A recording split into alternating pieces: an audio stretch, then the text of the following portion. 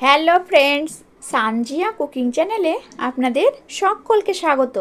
আজকে আমি আপনাদের সঙ্গে শেয়ার করব একেবারে সহজ পদ্ধতিতে চকলেটের স্পঞ্জি নরম তুলতুলে চকলেটের কেকের রেসিপি।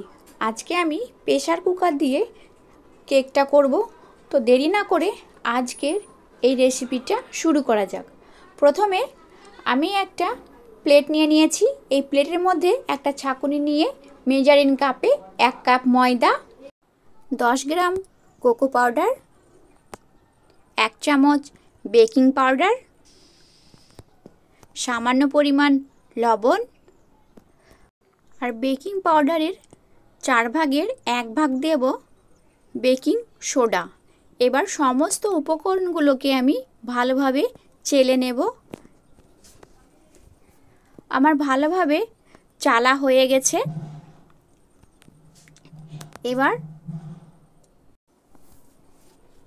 এবার সমস্ত শুকনো উপকরণগুলোকে আমি ভালোভাবে মিশিয়ে নেব।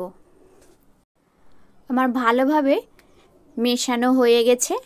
এবার এটাকে আমি এক সাইডে করে রেখে দেব। এবার একটা মিক্সিং বোল নিয়ে নেব। ওই বোলের মধ্যে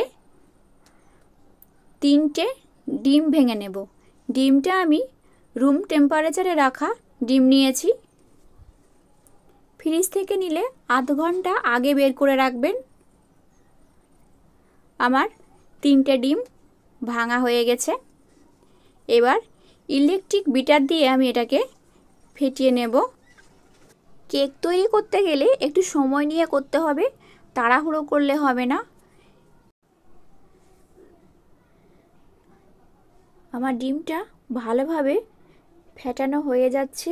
দেখুন কতগুলো বাবলস তৈরি হয়েছে।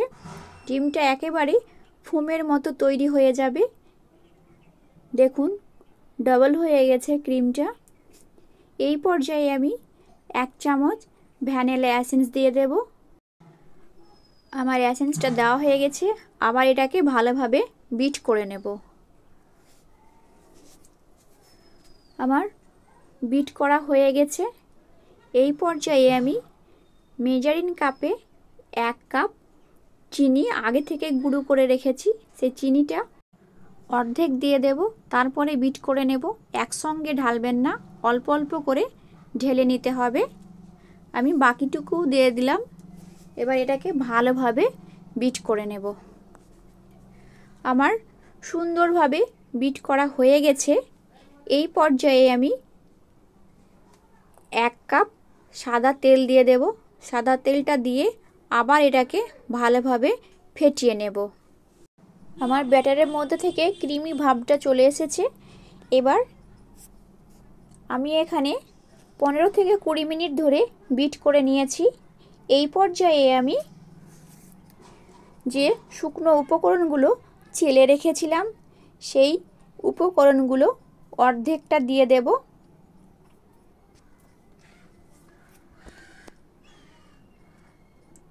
আমি এই শুকনো উপকরণগুলো একসঙ্গে ঢালবো না, অল্প অল্প করে দিয়ে এটাকে মেখে নিতে হবে। আস্তে আস্তে করে মেখে নিতে হবে, খুব বেশিভাবে মাখলে হবে না। আমি যেভাবে ঘুরিয়ে ঘুরিয়ে মাখছি ঠিক সেরকমভাবে এটাকে মেখে নিতে হবে। অনেকেই বলে কেকটা ফোলানোর পরে আবার বসে যায়, চুপসে যায়। যদি এই প্রসেসে করা হয় তাহলে কোনোভাবেই কেকটা বসবে না। আলতোভাবে করে নিতে হবে, খুব জোরে জোরে ঘোরালে হবে না, নইলে যে ক্রিমি ক্রিমি ভাবটা আছে সেটা আর থাকবে না। বাকি যে উপকরণটা ছিল সেটুকু আমি দিয়ে দেব। আমার সবগুলো দেওয়া হয়ে গেছে। আবার এটাকে আলতোভাবে মিশিয়ে নিতে হবে। ব্যাটারটা যত সুন্দরভাবে মেশানো হবে কেকটা তত বেশি নরম এবং তুলতুলে হবে, একেবারে স্পঞ্জি। আমি যেভাবে মিশাচ্ছি ঠিক সেইভাবেই মিশিয়ে নিতে হবে, তাহলে দেখবেন কেকটা একেবারে পারফেক্টলি তৈরি হয়ে গেছে। দেখুন আমার ক্রিমটা বিক করার জন্য একেবারে তৈরি। এবার স্প্যাচুলা দিয়ে ভালোভাবে এই ক্রিমটাকে সেট করে নেব। দেখুন ক্রিমটা আমার কত সুন্দরভাবে মেশানো হয়ে গেছে, দেখেই বুঝতে পারা যাচ্ছে কতটা সুন্দরভাবে মেশানো হয়েছে। এবার এটাকে আমি রেখে দেব। এবার একটা প্রেসার কুকার নিয়ে আমি এর মধ্যে অয়েল দিয়ে দেব। অয়েলটাকে ভালোভাবে এবার ব্রাশ করে নেব। আমার ভালোভাবে অয়েল ব্রাশ করা হয়ে গেছে। এবার আমি একটা বাটার পেপার নিয়ে গোল করে কেটে নিয়েছি।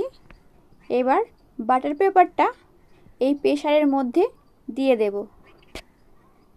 আমার দেওয়া হয়ে গেলে বাটার পেপারের উপরে একবার অয়েল ব্রাশ করে দেব। আমার সুন্দরভাবে দেওয়া হয়ে গেছে। এবার কেকের ব্যাটারটা এই প্রেসার কুকারের মধ্যে ঢেলে দেব। দেখুন ক্রিমের স্ট্রাকচারটা কত সুন্দরভাবে তৈরি হয়ে গেছে। ব্যাটারটা খুব বেশি ঘন এবং খুব বেশি পাতলা হবে না। আমার সমস্ত ব্যাটার দেওয়া হয়ে গেছে। এবার এটাকে আমি একটু হাত দিয়ে ট্যাপ করে নেব। এইভাবে ট্যাপ করলে ভিতরে যে বাতাস আছে সেটা বেরিয়ে আসবে। আমার ট্যাপ করা হয়ে গেছে। এবার এটাকে ঢাকনা লাগিয়ে দেব। ঢাকনা লাগানোর পর যে সিটিটা আছে সেটা আমি খুলে নেব। গ্যাসের মধ্যে একটা তাওয়া 5 মিনিট আগে থেকেই হিট করে রেখেছিলাম, তার মধ্যে আমি প্রেসার কুকারটা দিয়ে দেব। আমার দেওয়া হয়ে গেলে লো হিটে 20 থেকে 25 মিনিট বেক করে নেব। 20 থেকে 25 মিনিট পর ঢাকনাটা তুলে আমি দেখে নেব কেকটা আমার পারফেক্টলি হয়েছে কিনা। তার জন্য একটা টুথপিক নিয়ে চেক করে নেব। টুথপিকটা যদি ক্লিন আসে তাহলে বুঝে নিতে হবে কেকটা পারফেক্টভাবে বেক হয়ে গেছে। দেখুন টুথপিকটা আমার ক্লিন হয়ে এসেছে। এবার এটাকে আমি ঠান্ডা করে নেওয়ার পরে একটা প্যাচুলার মাধ্যমে এটাকে আমি চারি সাইডটা হালকা করে নেব, যেন খুব সহজেই ডিমোল্ড হয়ে যায় কেকটা। এবার একটা প্লেট নিয়ে আমি এই প্রেসার কুকারটাকে উল্টে দেব। দেখুন আমার উল্টানো হয়ে গেছে। এবার এটাকে তুলে নেব।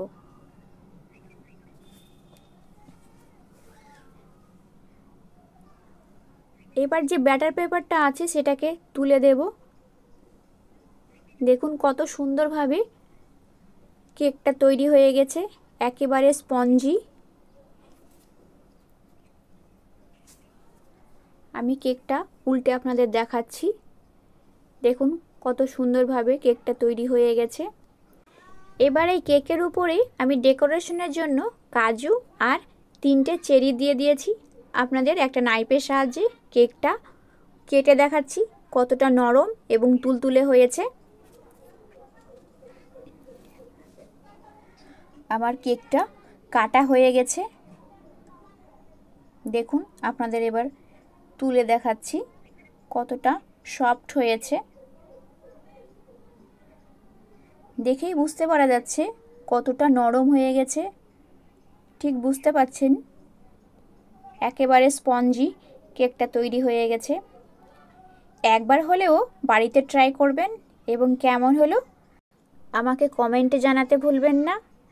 এই রেসিপিটা যদি আপনাদের ভালো লেগে থাকে তো অবশ্যই বাড়িতে ট্রাই করবেন। আমার এই রেসিপিটা যদি আপনারা ইউটিউব থেকে দেখে থাকেন তো আমার চ্যানেলটিকে লাইক এবং সাবস্ক্রাইব করে দেবেন। আর ফেসবুক থেকে দেখে থাকলে পেজটাকে ফলো করে দিবেন। দেখা হচ্ছে নতুন কোনো রেসিপি নিয়ে।